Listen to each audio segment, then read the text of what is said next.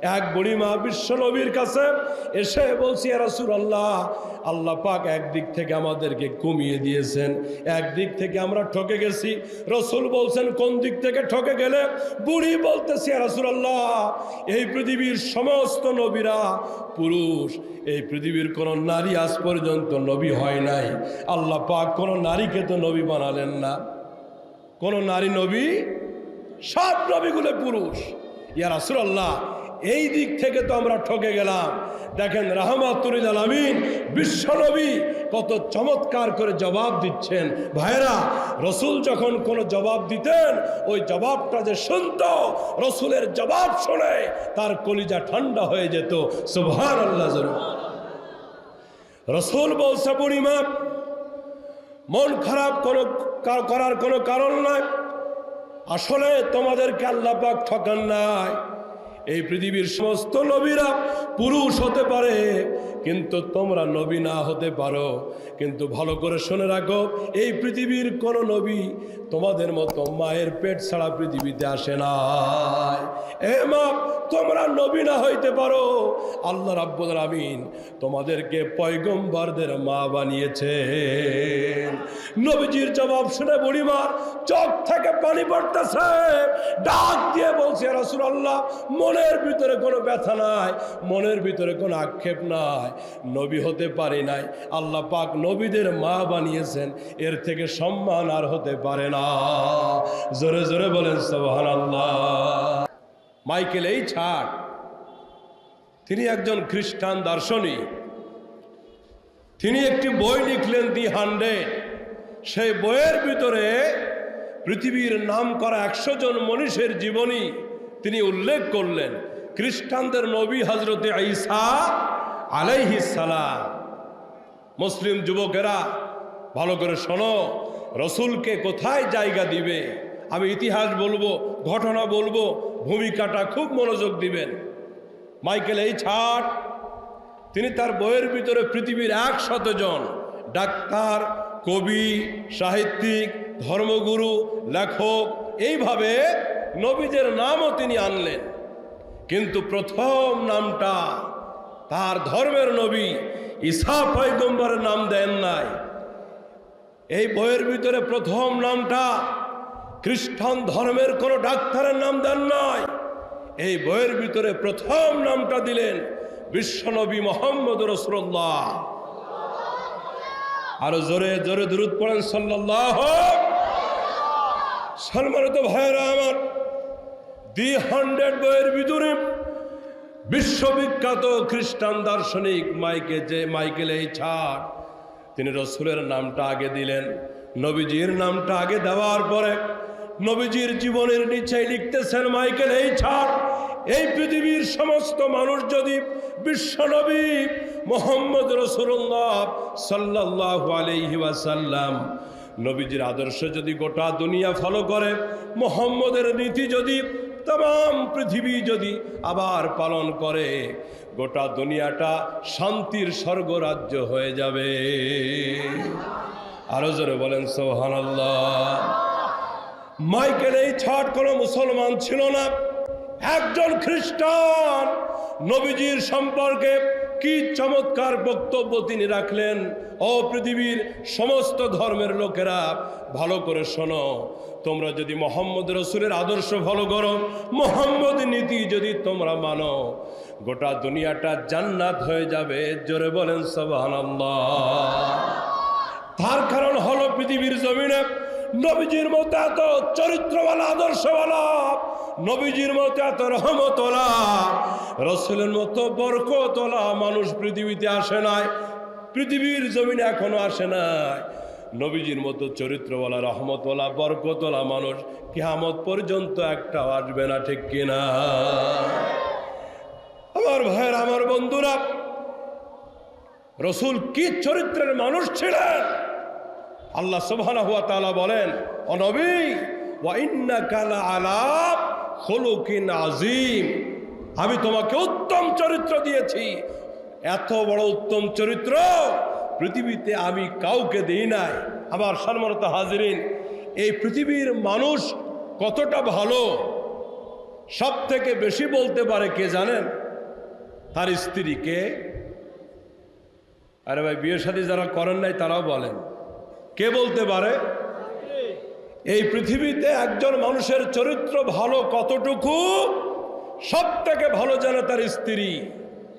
এরপরে ভালো জানে তার বডিগার্ড, তার খাদেম, তার সফর সঙ্গী। এরপরে বলতে পারে তার বন্ধু বান্ধবেরা। কথা বলেন ঠিক কিনা? নবীজির স্ত্রী ছিলেন হযরতে খাদিজাতুল কুবরা রাদিয়াল্লাহু তাআলা আনহা। যে সমস্ত মা বোনেরা বাসা বাড়ি থেকে শুনতেছেন আলোচনা, একটু মনোযোগ দিবেন। একজন স্ত্রী তার স্বামীর সম্পর্কে কেমন সার্টিফিকেট দিতে পারে। রাসূল যখন প্রথম ওহী নবীজির কাছে নাজিল হলো, ইকরা বিসমি রাব্বিকাল্লাযী খালাক, নবীজি জিবরাইলকে দেখলেন। আমার দিকে তাকান। প্রথম আপন আকৃতিতে ফেরেশতা জিবরাইলকে দেখলেন, আকাশে মাথা, 7 তবক আকাশের উপরে মাথা, 7 তবক জমিনের নিচেই পা। জিবরাইলকে দেখে নবীজি ভয় পেয়ে গেলেন, ভীত হয়ে গেলেন। একটা দৌড় দিয়ে বাড়িতে আসলেন। আম্মা জান হযরতে খাদিজার কাছে এসে বলছে, খাদিজা আমাকে কম্বল দিয়ে ঢেকে দাও, আমি এই রকমের একটা ব্যক্তিকে দেখেছি, আমার ভয় হচ্ছে, আমাকে মনে হয় ক্ষতি করবে। এবার স্ত্রী তার স্বামীকে কি সান্ত্বনা দিচ্ছেন ভালো করে শুনবেন। সম্মানিত ভাইয়েরা আমার, আম্মা জান হযরতে খাদিজা রাদিয়াল্লাহু তাআলা আনহা রাসূলকে বলতেছে, ইয়া রাসূলুল্লাহ, কখনো হতে পারে না কোনো দুষ্ট জিন আপনার ক্ষতি করতে পারে না, কারণ গরিবের বন্ধু, এতিমের বন্ধু আপনি। জোরে বলেন সুবহানাল্লাহ। হযরতে খাদিজা বলছে, আপনার কোনো ভয়ের কারণ নাই। রাসূলকে হাতে ধরে একটা দৌড় দিয়ে ওয়ারাকা বিন নাওফেল, সেই যুগের বিশাল বড় একজন আলেম ছিলেন হযরতে ওয়ারাকা, সে তো এখনো মুসলমান হন নাই। ওয়ারাকার কাছে যখন আল্লাহর হাবিবকে হযরতে খাদিজা নিয়ে গেলেন, ওয়ারাকাকে কাছে গিয়ে বলছে, ওয়ারাকা তুমি একটু দেখো তো মুহাম্মদ রাসূলুল্লাহ তিনি ভয় পাচ্ছেন, তার কারণ কি? নবীজি ওয়ারাকা বিন নাওফেলের কাছে সব কিছু খুলে বললেন। ওয়ারাকা বিন নাওফেল তাওরাত এবং ইনজিলের আলেম ছিলেন তিনি বলতেছে, মুহাম্মদ তোমার ভয়ের কারণ নাই, তুমি যাকে দেখে ভয় পাচ্ছ তিনি তো মুসার কাছে আসতেন, তুমি যাকে দেখে ভয় পাচ্ছ তিনি তো ঈসা পয়গম্বরের কাছে আসতেন, তিনি ভয়ের কোনো মানুষ না, তিনি আল্লাহর ফেরেশতা হযরতে জিবরাইল। আরো জোরে বলেন সুবহানাল্লাহ। তিনি হযরতে জিবরাইল, ভয়ের কোনো কারণ নাই। আমি আসমানি কিতাব পড়ে আসমানি কিতাবের সাথে মিলিয়ে যা কিছু দেখতেছি, ওয়ারাকা বিন নাওফেল বলতেছে, খাদিজা তোমার কপাল ভালো, তুমি তো পয়গম্বরের স্ত্রী হয়েছো, তোমার মুহাম্মদ আল্লাহর নবী হবে। আল্লাহু আকবার জোরে বলেন। আমার ভাইয়েরা, আমার বন্ধুরা, একজন স্বামী কতটা ভালো, সব থেকে সার্টিফিকেট দিতে পারে স্ত্রী। মাইক্রোস্কোপ যন্ত্র এক্সরে করে, যে মাইক্রোস্কোপ যন্ত্র দিয়া হাড়াহাড্ডি রক্তের ভিতরে কি আছে সব দেখা যায়। একজন স্বামীর জন্য স্ত্রী মাইক্রোস্কোপ যন্ত্র থেকে আরো বড় মেশিন। দুনিয়ার সবাইকে ফাঁকি দেওয়া যায়, বিবিকে ফাঁকি দেওয়া যায় না। কথা বলেন ঠিক কিনা? আমাদের দেশে কত নেতা আছে, হ্যান করেন গে ত্যান করেন গে, বাইরে নেতাগিরি, কিন্তু ঘরে বেগমের কাছে কোনো নেতাগিরি নাই। ঠিক কিনা? বাইরে নেতাগিরি কিন্তু ঘরে নেতাগিরি নাই। কিন্তু বিশ্বনবী তিনি পরিষ্কার করে বলতেছেন, আমার উম্মতেরা, আমার সাহাবীরা, আমার স্ত্রীরা, আমার সাথে যারা আছো, আমার দিনের চরিত্র, রাতের চরিত্র সব প্রকাশ করে দাও আমার উম্মতের কাছে। আমার কোন চরিত্রের দিক যেন আমার উম্মত জানতে বাকি না থাকে। সুবহানাল্লাহ জোরে বলেন। আমরা কি আজ পর্যন্ত বিবাহিত যারা আমাদের বিবিকে, আমাদের স্ত্রীকে এ কথা বলতে পারবো, রাতের আধারে দিনের আলোতে আমার ভিতরে যে চরিত্র দেখতে পাও, যে আদর্শ দেখতে পাও, আমার দলের লোকের কাছে, এলাকার লোকের কাছে সব বলে দাও? পৃথিবীর কোন বাপের বেটা কি আছে এরকম? জোরে বলেন আছে?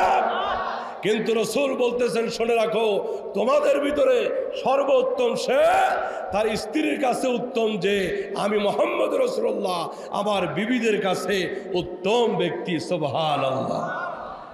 তাইলে ঘরে যার সমস্ত মা বোন আছেন, একজন পুরুষের চরিত্র, একটা স্বামীর চরিত্র সব থেকে ভালো সার্টিফিকেট কে দিতে পারবে?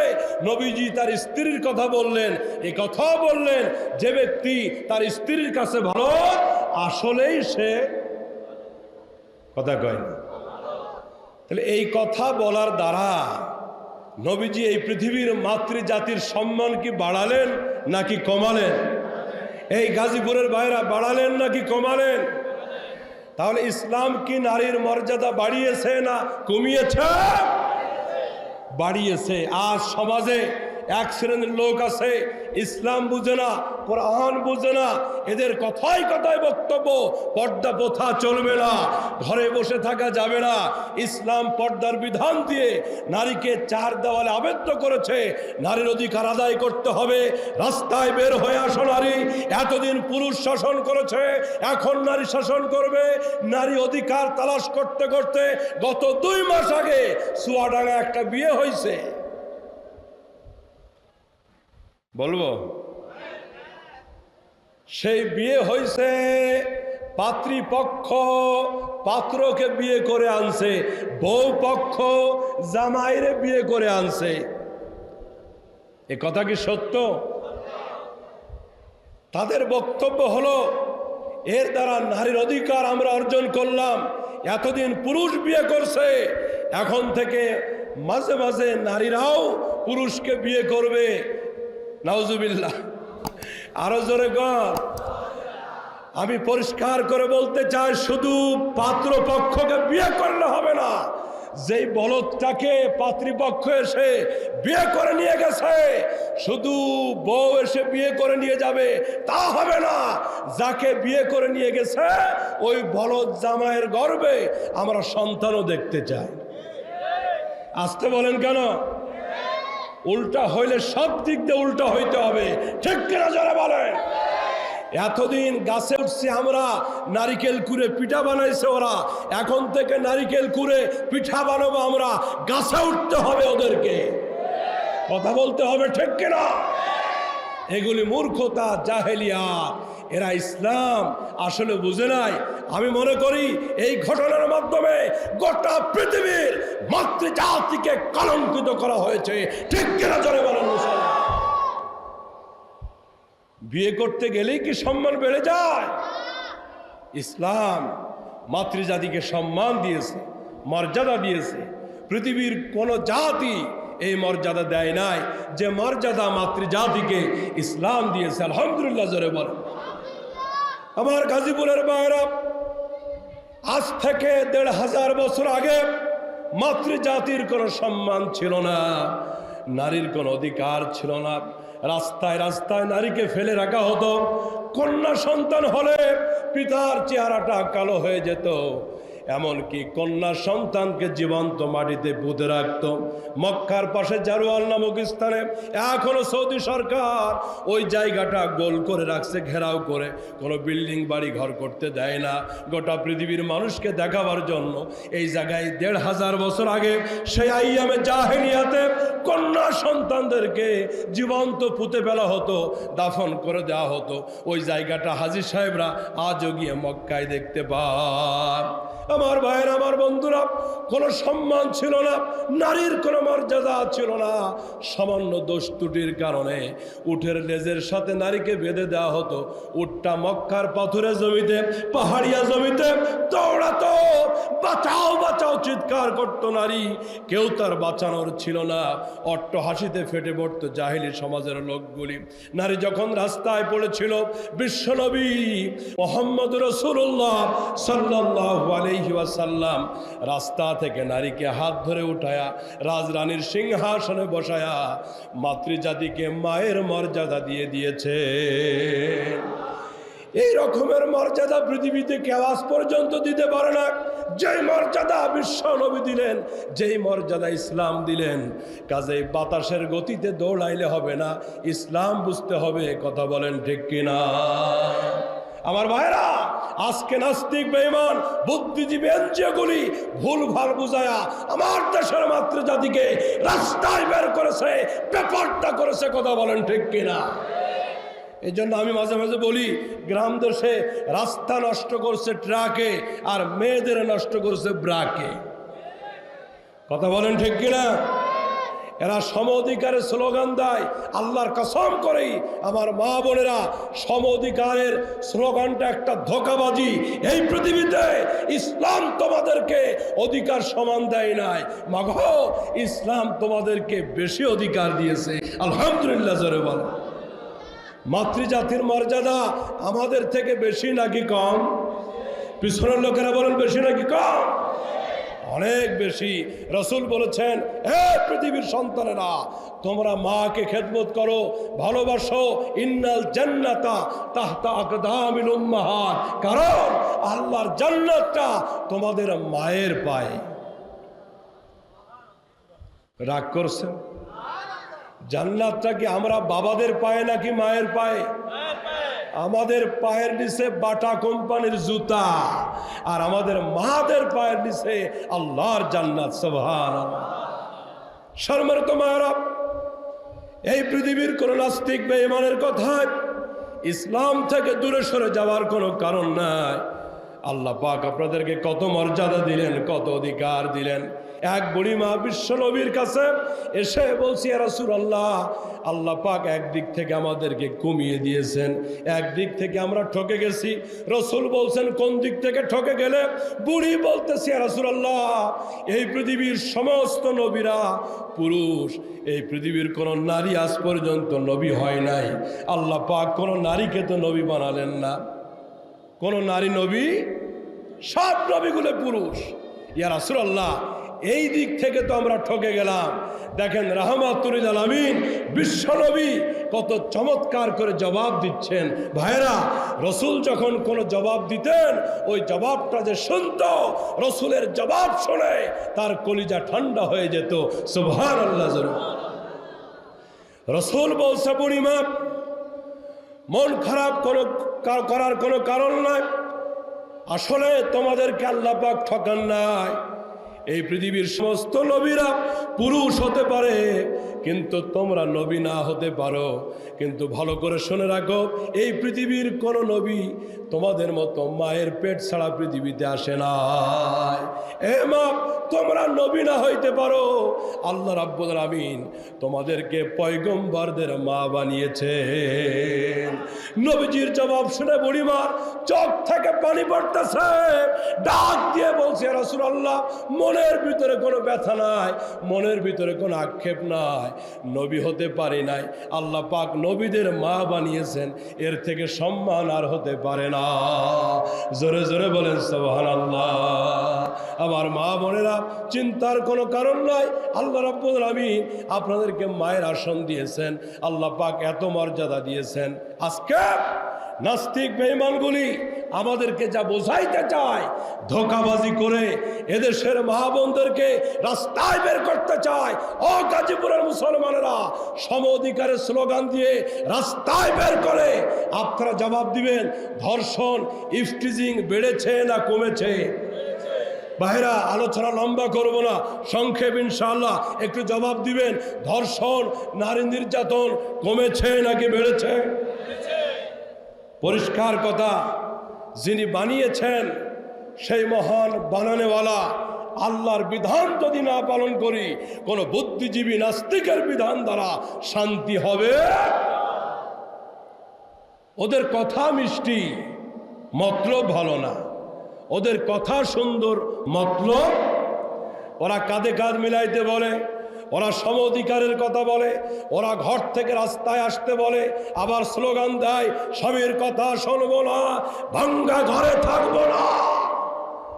স্বামীর ঘরে না থাকলে কই থাকবা? এনজিওর অফিসে? আল্লাহ তোমাদেরকে স্বামীর ঘরে থাকার জন্যই সৃষ্টি করেছে, আর একজন স্ত্রীর জন্য পৃথিবীতে সব থেকে নিরাপদ জায়গা তার স্বামীর ঘর, ঠিক কিনা? আজকে যে স্লোগানগুলি দেয়, এগুলি হলো কথা মিষ্টি কিন্তু মতলব। জোরে বলেন, কথা মিষ্টি মতলব। মাঝে মাঝে এক্সাম্পল দিতে গিয়ে বলি, এক নদীর তীর দিয়ে শিয়াল যাচ্ছে, এখন লক্ষ্য করে দেখে নদীর পাড়ে বড় বড় গর্ত, বিশাল বিশাল গর্ত, ওই গর্তের ভিতরে কাঁকড়া। কাঁকড়াকে দেখে খুব লোভ হয়েছে শিয়ালের, কাঁকড়া খাবো, কিন্তু কাঁকড়া তো গর্তের ভিতরে, ওরে তো খাওয়া এত সহজ না। এনজিও, খ্রিস্টান, বুদ্ধিজীবীদের মতো বাইরে থেকে শিয়ালে একটা স্লোগান দিচ্ছে, এদিকে তাকান, শিয়াল বলতেছে, কাকড়ি মাকড়ি পরমা সুন্দরী, বাহিরে আসো সালাম করি। সালামের ওয়াজটা কি খারাপ? কথা কয় না। সালাম দেওয়া, সালামের জবাব দেওয়া কি ভালো না মন্দ? আরো জোরে কন। তাহলে সুন্দর করে একটা সালাম আমাকে দেন তো। যারা মুখটুক খোলেন নাই তারাও কন। আমি একটা সালাম দিচ্ছি, আপনারা এইভাবে দিবেন, আসসালামু আলাইকুম।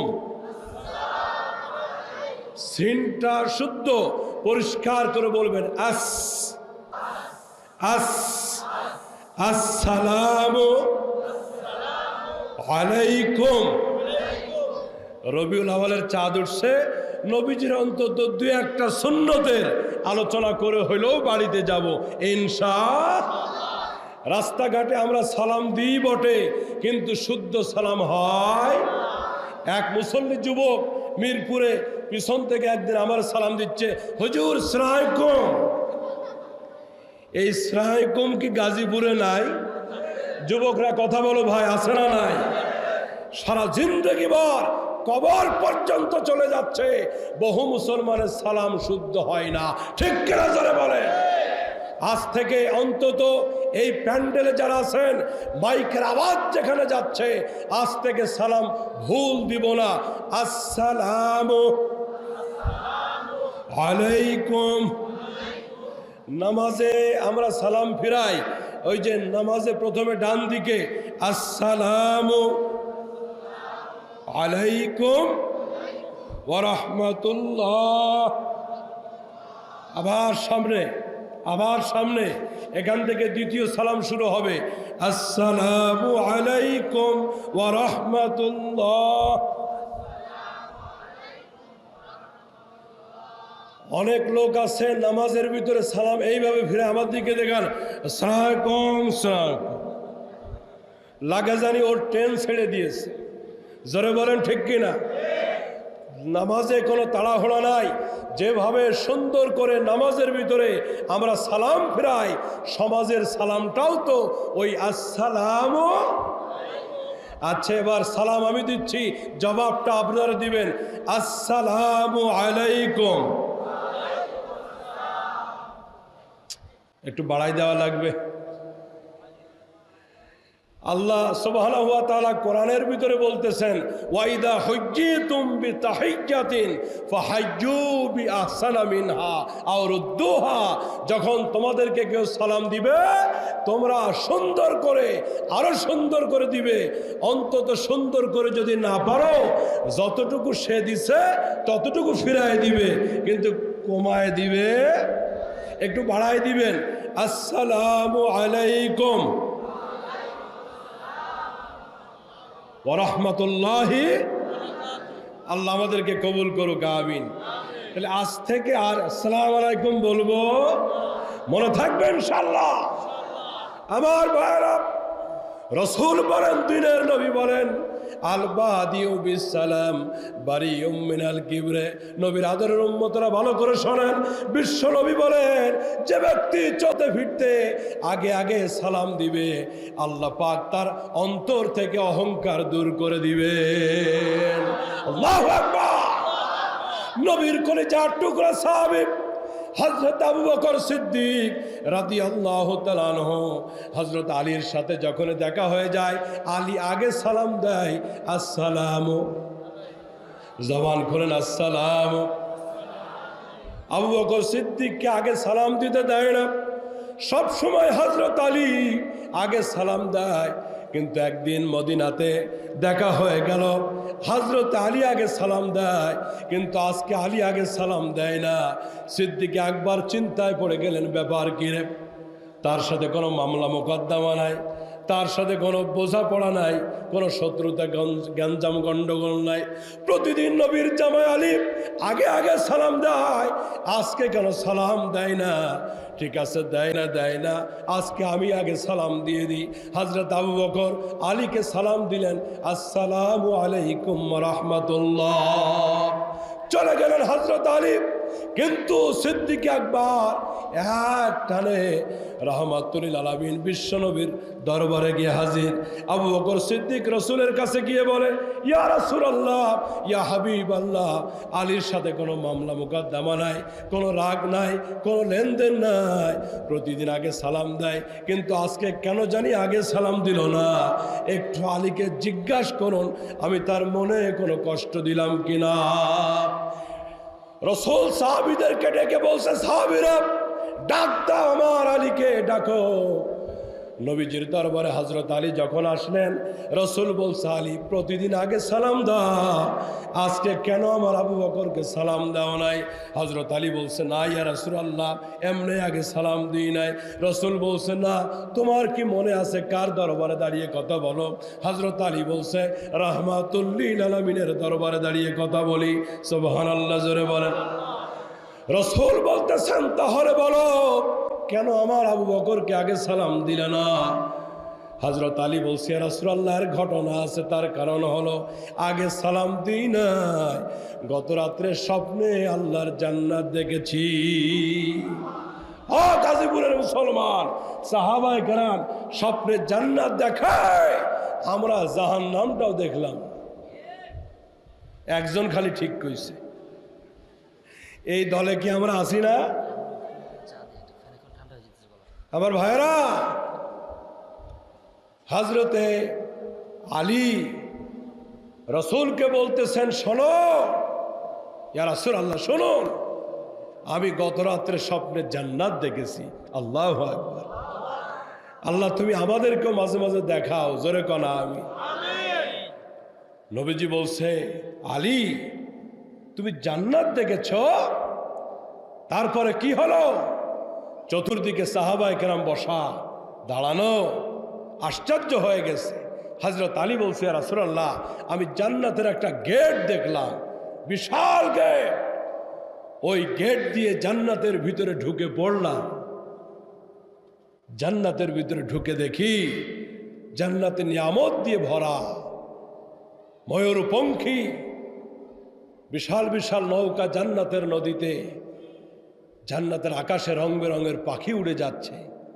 ওই নদীতে কত রঙের মাছ, রেশমের কাপড় দিয়ে পর্দাগুলি ঝুলতেছে। ইয়া রাসূলুল্লাহ, চলতে চলতে জান্নাতের বাগিচার এক কোনায় আমি একটা সিংহাসন দেখলাম, বিশাল কুরসি দেখলাম। আমার খুব ভালো লাগলো।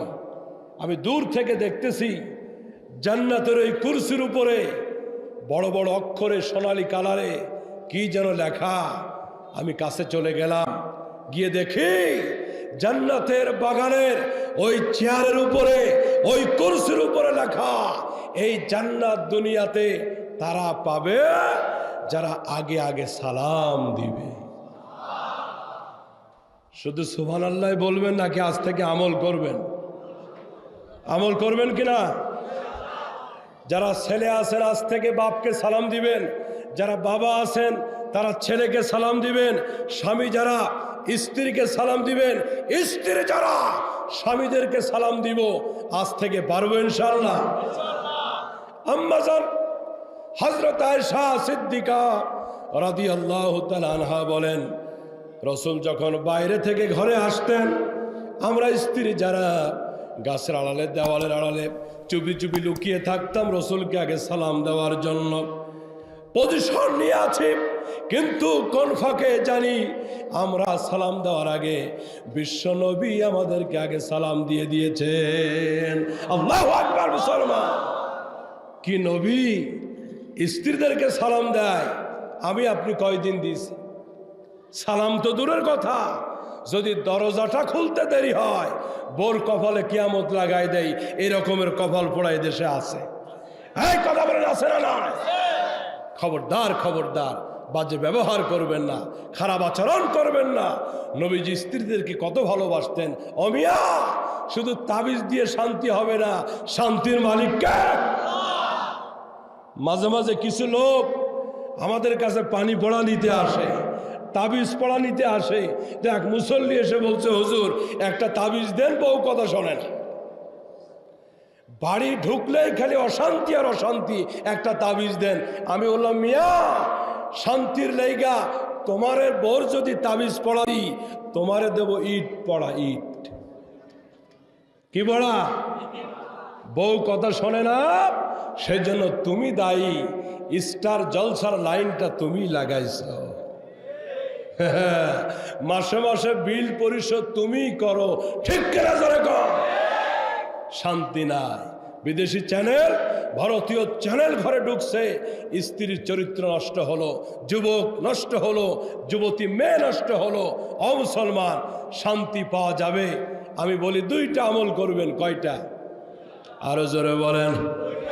নবীজির সুন্নত আমল থেকে দুইটা আমল করবেন। যুবক বলছে কি আমল করব? যুবকেরা যারা বিবাহিত, স্ত্রী যাদের বাড়িতে আছে, আমার মুরব্বীরা, আপনারা আমল করবেন। কোনো অশান্তি থাকবে না। বাড়িতে যখন প্রবেশ করবেন, দরজায় নক করার সঙ্গে সঙ্গে বেগম যখন দরজা খুলে দিবে, সুন্দর করে স্পষ্ট করে একটা সালাম দিবেন, আসসালামু আলাইকুম। যখন সালাম দেওয়া হয়ে যাবে, কোনো রাগ নাই, কোনো গোস্বা নাই। সালামটা দেওয়ার পরে মিষ্টি হেসে প্রশ্ন করবেন, আব্দুল্লাহর মা কেমন আছো? করা যাবে কি যাবে না? বিবি তুমি কেমন আছো? অথবা নামটা নিয়ে মধুর সুরে বলবেন, তুমি কেমন আছো? আমার রাসূলুল্লাহ মাঝে মাঝে আম্মাজান হযরত আয়েশাকে হুমায়রা বলে ডাকতেন। হুমায়রা মানে হলো লাল সুন্দরী।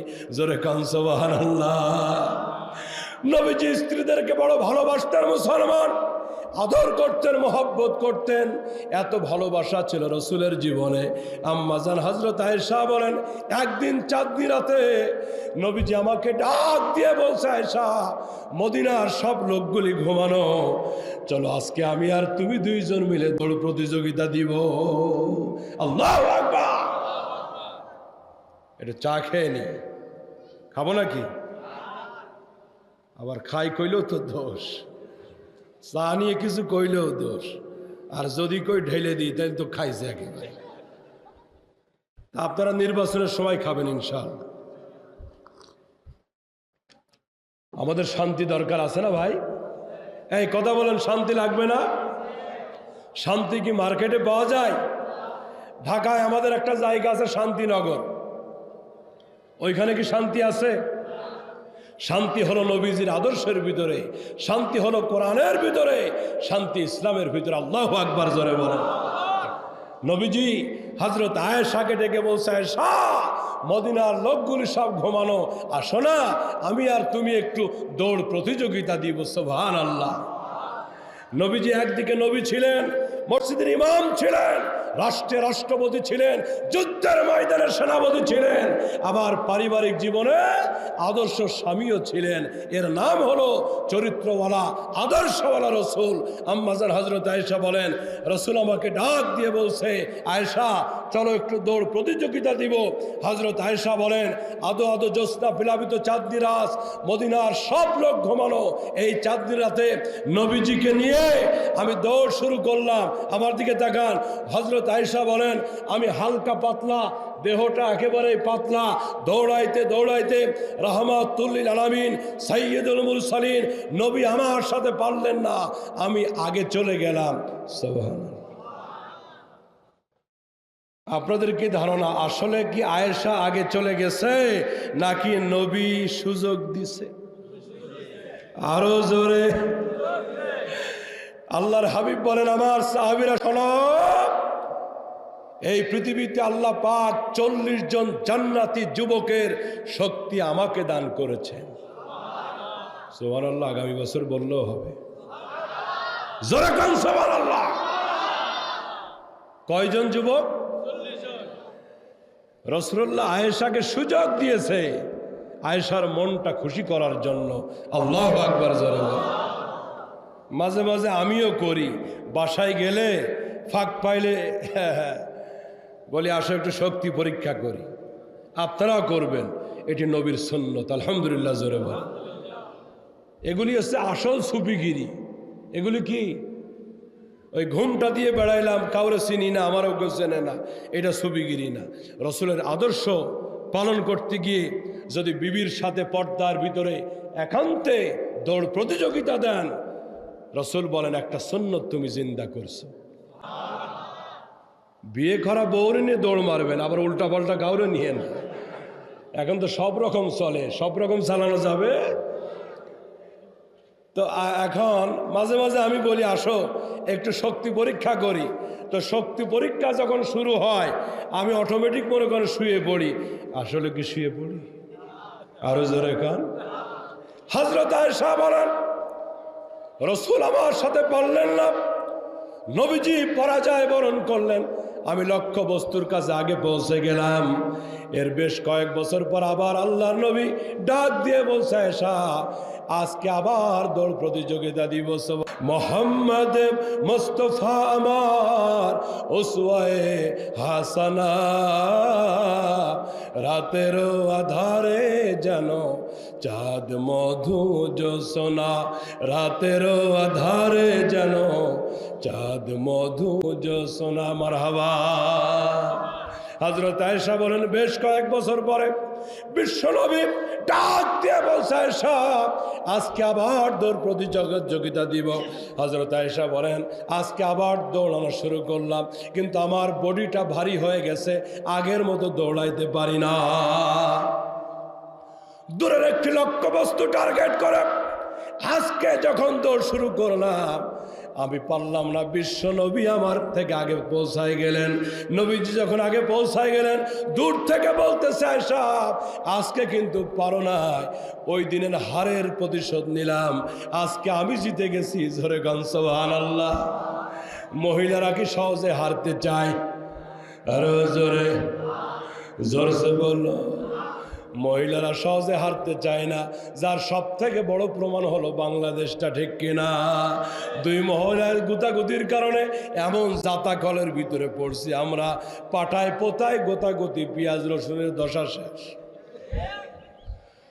মহিলারা সহজে হারতে, এক এলাকায় দুই মহিলার ঝগড়া লাগছে, মারাত্মক ঝগড়া, কোনোভাবেই বন্ধ হয় না। দুপুর 1টা গেল, 2টা গেল, লোকেরা দুআ ইউনুস খতমে ইউনুস দিয়ে 3টার সময় ঝগড়া বন্ধ হয়েছে। ওরা খুব খুশি, ঝগড়া গেছে, আওয়াজ বন্ধ হয়েছে। ওমা বিকাল 4টা থেকে আবার ঝগড়া শুরু। দুই মহিলাকে প্রশ্ন করা হলো ব্যাপার কি, এতক্ষণ থেমেছিলে আবার শুরু করলে কেন? ওই দুই মহিলা বলছে ঝগড়া থামবে না, ওই 1 ঘন্টা ছিল রান্না খাওয়ার বিরতি। মহিলারা সহজে থামতে, আরো জোরে কন। তবে থামানোর একটা বুদ্ধি আছে। আপনার সাথে ঝগড়া লাগছে, আপনি থামাইতে পারবেন। ওদেরকে একটু খুশি করতে পারলে ওরা থেমে যায়। বলবেন ঠিক আছে রাগ করো না, তোমার একটা শাড়ি দিব না, 2টা দেব। মনে করেন তাও ঠান্ডা হয় না। সত্যি কথা বলছি, গাউসিয়া থেকে 3টা শাড়ি দিব। কখন দিবা? তাড়াতাড়ি কও। আল্লাহু আকবার জোরে বলেন। রসুল বলতেছেন পাজরের বাঁকা হাড্ডি দিয়ে তৈরি, বেশি টাইট দিতে যায়ও না, ভাঙবে, ঠিক কিনা? সম্মানিত হাজিরিন, মহিলারা সহজে হার মানে না। আম্মাজান হযরত আয়েশা তিনিও তো নারী, সেই স্বভাব কি তার ভিতরেও আছে না? আরো জোরে বলেন। রসুল যখন বলছে আয়েশা আজকে কিন্তু তুমি পারো না, আজকে কিন্তু তুমি হেরে গেছো, হযরত আয়েশা কোমরের ভিতরে ওড়না পেঁচায়া রসুলকে বলছে রাসূলুল্লাহ আমি হারি নাই, আপনি জিতেন নাই। ওই দিন আমি জিতছি, আপনি হারছেন, আজকে আমি হারছি, আপনি জিতে গেছেন। 50-50 সমানে সমান। সুবহানাল্লাহ। দেখেন নবীজি স্বয়ং স্ত্রীদেরকে সালাম দিতেন, কি সুন্দর আখলাক, আদর্শ তার। তাহলে আজ থেকে চলতে ফিরতে সালামের সুন্নতটা আমল করব ইনশাআল্লাহ। আবার সালামটা দেন তো শুদ্ধভাবে, জোর জোর আওয়াজে জোরে দেন। ওয়ালাইকুম আসসালাম ওয়া রাহমাতুল্লাহি ওয়া বারাকাতুহু। আল্লাহ আমাদেরকে নবীর সুন্নাতের এই আমল করার তৌফিক দিয়ে দাও। আরো জোরে কোন আমিন। আল্লাহর হাবিব বলছে আলী তারপরে বলো জান্নাতের ভিতরে কি হলো? হযরত আলী বলছে ইয়া রাসূলুল্লাহ, জান্নাতের ভিতরে বিশাল কুরসি, ওই কুরসির উপরে লেখা এই জান্নাত তারা পাবে যারা দুনিয়াতে আগে সালাম দিবে। ওই জান্নাতের কুরসির মালিক হওয়ার ইচ্ছা আছে না? না। মনে মনে চিন্তা করলাম গো নবীজি, সব সময় তো আগে সালাম দিই, তার মানে এই কুরসি আমি দখল করতে পারবো, এই কুরসির মালিক আমি হয়ে যাব। আবু বকর সিদ্দিক আমার আগে সালাম দিতে পারে না, আমি আগে আগে সালাম দিই, তার মানে এই কুরসির মালিক আমি হব। কিন্তু এত সুন্দর জান্নাতের কুরসি, চিন্তা করলাম এত সুন্দর জান্নাতি কুরসির ভিতরে ইয়া রাসূলুল্লাহ আপনার কলিজার টুকরা আবু বকর সিদ্দিক ছাড়া কাউকে মানাবে না। সেই জন্য আজকে থেকে সালাম আগে দেওয়া বন্ধ করে দিলাম। আবু বকর সিদ্দিককে সালাম দেওয়ার সুযোগ দিয়া আল্লাহর জান্নাতের ওই কুরসিখানা আবু বকর সিদ্দিকের কপালে বন্টন করে দিয়েছি। আল্লাহু আকবার জোরে কর। আমার ভাইরা কি মহব্বত, ভালোবাসা একে অপরের প্রতি সাহাবায়ে কেরাম, এই ভালোবাসা আমাদেরও থাকার দরকার আছে না নাই? জোরে কোন দরকার আছে না নয়? তাহলে আজ থেকে সালামের আমল বাড়িয়ে দিব ইনশাআল্লাহ। আরো জোরে কোন ইনশাআল্লাহ। নবীজির মহব্বত শুধুমাত্র মিলাদ পড়লে হবে না, মিষ্টি খাইলে হবে না। নবীর মহব্বত তো নবীর ভালোবাসা হবে তার আদর্শের ভিতর দিয়ে, তার সালামের ভিতর দিয়ে। তিনি যা বলেছেন তাই বলবো, তিনি যা করেছেন তাই করব। আমাদের জিন্দগিটা নবীজির আদর্শ মোতাবেক চালাবো ইনশাআল্লাহ। আল্লাহ আমাদেরকে কবুল করুক, জোরে বলে না আমি। এখানে আব্বা আম্মা আছে? কার কার হাত দেখান। আব্বাও আছে, মাও আছে, দুইজনই আছে। মাশাআল্লাহ, সৌভাগ্যবান অনেক ছেলে এখানে আছেন। মা আছে অথবা বাবা আছে, একজন। কারা কারা? আমিও আপনাদের সাথে, যে কোনো একজন। হয় মা আছে বাবা নাই, বাবা আছে মা নাই। হাত নামান। কেউ নাই, এতিম করে চলে গেছে কলিজার টুকরা বাবা মা। এই রকমের দুঃখী সন্তান কারা? একটু দেখান তো হাত। কেউ নাই, বাবা মা কেউ নাই। আল্লাহ, এই কাতারও লোক কম না। হাত নামান, হাত নামান।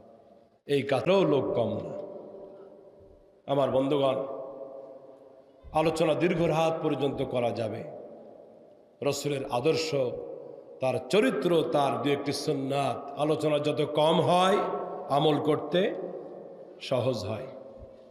পরিশেষে আমি আপনাদেরকে কথা বলতে চাই, আমাদের পাশেই গোরস্থান, আমাদের পাশেই কবরস্থান। এই কবরস্থানে আমাদের সকলকে যেতে হবে। আমাদের আব্বা আম্মা অনেকে ঘুমায় আছে এই কবরস্থানে। যাদের আব্বা আম্মা আছে আপনারা সৌভাগ্যবান, আলহামদুলিল্লাহ বলেন। যাদের পিতামাতা আছে আপনারা সৌভাগ্যবান। রসুল বলতেছেন, সাহাবী তুমি যদি ভক্তির সাথে তোমার পিতামাতার চেহারার দিকে একবার আদর করে তাকাও, আল্লাহ পাক প্রত্যেকটা নজরে কবুল হজের সওয়াব দিয়ে দিবেন। জোরে বলেন না সুবহানাল্লাহ। কবুল হজের সওয়াব দিবেন। কাজেই যাদের পিতামাতা বাড়িতে আছে খেদমত করার চেষ্টা করেন। আব্বা আম্মা হারিয়ে গেলে আর কোনোদিন খুঁজে পাওয়া যাবে না। আমার আব্বাজান বিদায় হয়ে গেছেন, আমার আম্মা আছেন। আমার বন্ধু, আমি বুঝি পিতামাতা সন্তানের জন্য কত বড় নেয়ামত। সেজন্য আমার ভাইয়েরা, বাইরে থেকে ফল এনে ফলের প্যাকেটটা শুধু স্ত্রীর হাতে দিয়েন না, মাঝে মাঝে মা দুঃখিনীর হাতে দিবেন। আমি বিবির হাতে দিতে না করতেছি না, মাঝে মাঝে মার হাতে দিবেন।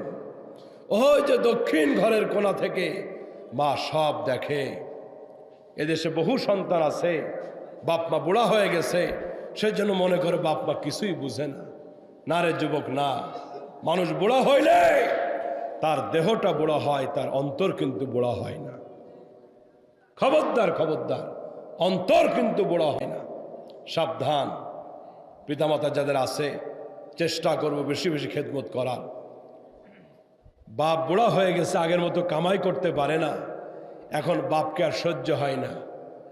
আজকের পেপারে দেখলাম ছেলের চাহিদা মোতাবেক টাকা দিতে পারে নাই, যুবক ছেলে ভার্সিটির ভিতরে পড়ে, বাপকে জবাই করে হত্যা করছে। নাউজুবিল্লাহ, জোরে কম। অথচ এই ভার্সিটি পর্যন্ত আনতে গিয়ে বাবার কত ঘাম ঝরেছে, কত না খেয়ে থাকছে, কত অসুস্থতায় চিকিৎসা পর্যন্ত করতে পারে না। কথা বলেন ঠিক কিনা? আমার যুবকেরা, সেই জন্য মাকে খেদমত করবে, বাবাকে খেদমত করবে। আব্বা আমার হককে ভুলে যাবে না।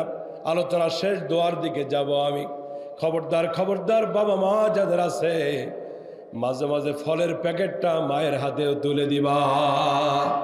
এ যুবক, যতদিন আব্বা ছিল আমার, আল্লাহর কসম করে বলি, আল্লাহ তুমি শুনতেছ, আমার ভাইরা শুনতেছে, আমি আমার নিজের হাত দিয়া আব্বার পাটা কোলের উপরে রেখে আব্বার হাত পায়ের নখগুলি আমি কেটে দিয়েছি বছরের পর বছর। ইজ্জত নষ্ট হয় নাই, আমার সম্মান নষ্ট হয় নাই। সমাজে বহু সন্তান আছে, বাবাকে একটু বাবা বলে ডাকতে লজ্জা পায়, মাকে ঠিক মতো মা বলে ডাকে না। যুবক রে, তুমি তোমার 1.5 বছর 2 বছরের কলিজার টুকরা সন্তানকে বাবা বাবা বলে ডাকো, মেয়েটাকে মা মা বলে ডাকো। পাশের রুম থেকে কিন্তু মা কলিজা ফেটে যায়। তুই একটা বার আমাকে মা বলে ডাকিস না। তোমার ছেলেকে বাবা বাবা বলে ডাকো, আব্বু আব্বু বলে ডাকো। বাবার কিন্তু কলিজাটা ফেটে যায়, আমাকে বাবা বলে ডাকিস না। খবরদার, খবরদার, আব্বাকে মুখটা ভরে আব্বা বলে ডাকবা, মাকে মা বলে ডাকবা। মাঝে মাঝে হাত দিয়া আঙ্গুর চিকায়া, ডালিম চিকায়া বাবা মার মুখে তুলে দিবা ফলটা, আল্লাহর জান্নাত ওয়াজিব হয়ে যাবে। লজ্জার কোনো কারণ নাই। এখনো আমি ফল নিয়া, বাইরে থেকে একটা ভালো খাবার নিয়া আমার মায়ের মুখে তুলে দিই, লজ্জার কোনো কারণ নাই। আজকে যতটুকু সম্মান আপনি পেয়েছেন, বাবা মার কারণে পেয়েছেন, আব্বা আম্মার কারণে পেয়েছেন। যদি ফলের প্যাকেটটা মার হাতে দেন, এই প্যাকেটের সবটুকুন ফল মা ভাগ করবে, আপনার ছেলেকে দিবে, মেয়েকে দিবে, আপনার স্ত্রীকে দিবে, আপনার আব্বাকে দিবে, আপনাকে দিবে। মা পাইতেও পারে, বোঝেন নাই? এই গাজীপুরে কত সন্তান আছেন, সেই ঠাকুরগাঁও বাড়ি, বরিশাল বাড়ি, পটুয়াখালী বাড়ি, রংপুর বাড়ি, এখানে বসে আছেন, বুড়া বুড়ি বাপ মা বাড়িতে পড়ে আছে। এ ভাই, ছোটবেলায় গ্রামের সন্তান আমি দেখছি, মা সকলকে খাবার দিয়া চুপ করে তাকায় থাকে। মাছ বন্টন করে দিয়েছে, কড়াইয়ের ভিতরে তাকায় দেখবেন মা সকলের শেষে খায়, মায়ের পাতে কোনো মাছ নাই। আজকে সেই মাকে দূরে রেখে শ্বশুর শাশুড়িকে দাওয়াত দিয়ে জালেমের মতো বড় বড় মাছ খায়, গোশত খায় সন্তান।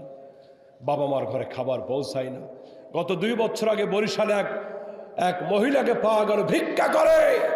এক ছেলে ডাক্তার, এক ছেলে বড় পুলিশের ইন্সপেক্টর, এক ছেলে জাজ, এক ছেলে বড় ব্যবসায়ী, সব কোটিপতি হয়েছে, মা ভিক্ষা করে খায়। 5টা সন্তানের জায়গা হলো মায়ের পেটে, 5টা সন্তানের ঘরে মার জায়গা হলো না। এই জন্য যুবকেরা, খবরদার, খবরদার, বাবা মাকে অবহেলা করবে না। নবীজি মাকে কত ভালোবাসছেন। রসুল তো তার কলিজার টুকরা বাবাকে আব্দুল্লাহকে দেখে নাই। মা আমিনার আদর কিসমত তেমন আমার রসুলের কপালে জুটে নাই। দুধ মা হযরতে হালিমাতুস সাদিয়া কোলে নিয়া, কাখে নিয়া বিশ্ব নবীকে বড় করছেন। ওই রসুল যতদিন হালিমা জীবিত ছিলেন, দুধ মাকে ভালোবাসছেন, মহব্বত করছেন। আমার ভাইয়ের, আমার বন্ধুরা, মদিনায় জান্নাতুল বাকির ভিতরে হযরতে হালিমার কবরটা আমি জিয়ারত করেছি। আল্লাহ আপনাদেরকেও কবুল করুক, আমিন। মদিনায় যাইতে মন চাই কি চাই না? একটু হাত দেখান না, কার কার মন চাই? আল্লাহ কবুল করুক, জোরে বলেন আমিন। মন আমার কাঁদে রে, প্রাণ আমার কাঁদে রে, যেতে সোনার মদিনায়। একটু বলেন না, মন আমার কাঁদে রে, প্রাণ আমার কাঁদে রে, যেতে সোনার মদিনায়। যেই মদিনা ধন্য হলো, যেই মদিনা ধন্য হলো, পেয়ে তব ঠিকানা। মন আমার কাঁদে রে, এই নবীর পাগলেরা, মন আমার পার কাঁদে রে, প্রাণ আমার কাঁদে রে, যেতে সোনার। আল্লাহ তোমার মদিনার পাগলদেরকে মদিনায় হাজির করে দিয়ে, জোরে কোন আমিন। মদিনার মসজিদে নববীতে সাহাবায়ে কেরাম বসা, নবীজির সাথে কথা বলতেছেন। এমন সময় নবীর লক্ষ্য করে দেখে সাহাবায়ে কেরাম আলোচনা ছেড়ে রসুল উঠে গেলেন, এক কোনায় চলে গেলেন। নবীজির মাথার পাগড়িটা বিছায়া এক মহিলাকে বসতে দিলেন। বুড়ি মানুষ, চুল পেকে গেছে, মুখের ভিতরে ভাঁজ পড়ে গেছে বার্ধক্যের কারণে, কি যেন বললেন। এরপরে চলে গেলেন। নবী আবার সাহাবীদের মাঝে আসলেন। সাহাবায়ে কেরাম বলছে, ইয়া রাসূলুল্লাহ, নবীর পাগড়ির উপরে বসতে পারে এই রকমের মানুষ দুনিয়াতে কে গো? আপনার মাথার একটা পাগড়ির সুতার দাম গোটা পৃথিবী বিক্রি করলো, আমার নবীর মাথার পাগড়ির সুতার দাম হবে না। ইয়া রাসূলুল্লাহ, এই মাথার পাগড়ি বিছায়া আপনি নামাজের সেজদায় চলে যান। এই পাগড়ি মাথায় দিয়া 7 আকাশ পাড়ি দিয়ে জান্নাত জাহান্নাম আল্লাহ পাকের আরশে আজিম দেখে এসেছেন। এই পাগড়ির ভিতরে নবীর চোখের পানি জমে গেছে। নবী গো, দুনিয়াতে এমন কে থাকতে পারে আমার নবীর মাথার পাগড়ির উপরে বসতে পারে? ওই মহিলা কে গো, আমরা জানতে চাই। নবীর 2টা চোখ থেকে টপ টপ করে পানি পড়তেছে, দাড়িগুলি ভিজে যায়। সাহাবীদেরকে ডেকে বলতেছে, সাহাবীরা, আমি তো আমার পিতাকে দেখি না, আমার মা আমিনা, আমার মায়ের আদর আমার কিসমতে তেমন জুটে নাই। ছোট্টবেলা থেকে আদর করে যত্ন করে দুধ খাওয়া, যেই দুধ মা আমাকে লালন পালন করেছেন, উনি আমার সেই দুধ মা হালিমাতুস সাদিয়া। সুবহানাল্লাহ। মাকে ভালোবাসবো ইনশাআল্লাহ, আল্লাহ কবুল করুক, জোরে বলেন আমিন। এক সাহাবী বলছে, ইয়া রাসূলুল্লাহ, যাদের পিতামাতা নাই আমরা কি করব? আমরা তো এখন মা বাবাকে খেদমত করতে পারবো না। রাসূল বলছে, পারবে। তোমাদের বাবা মা যাদের নাই, বাবা মার জন্য বেশি বেশি ইস্তেগফার করো। কি করো? বাবা মার পক্ষ থেকে ক্ষমা চাও। আল্লাহ, আমার বাবা মা দুনিয়াতে নাই, তারা ভুল করছে, আজকে তাদের পক্ষ থেকে আমি মাপ চাইতেছি। তাহলে ইস্তেগফারু লাহুমা, তাদের জন্য ইস্তেগফার করো। দ্বিতীয় আমল করো, তাদের জন্য দান সাদকা করো। তাদের জন্য কি করো? দান সাদকা করো। তৃতীয় আরেকটা আমল হলো, তোমার বাবা মার আত্মীয় স্বজন বন্ধু যারা আছে তাদের সাথে সৎ ব্যবহার করো। তাদের সাথে ভালো ব্যবহার করলে এই ব্যবহারটা বাবা মা পাবে। কারা পাবে? বাবা মা পাবে। আল্লাহ আমাদেরকে কবুল করুক। প্রতি বছর এই মাহফিল হোক, আপনারা চান? একটু এবার হাত দেখান, আল্লাহু আকবার, আল্লাহু আকবার। মাশাআল্লাহ, খুশি হলাম এই সুন্দর আয়োজন দেখে। মাগরিব থেকে আসর থেকে যা কিছু আলোচনা হয়েছে আপনারা শুনেছেন। শ্রোতা বক্তা সকলকেই যেন আল্লাহ পাক আমল করার তৌফিক দান করেন, আমিন।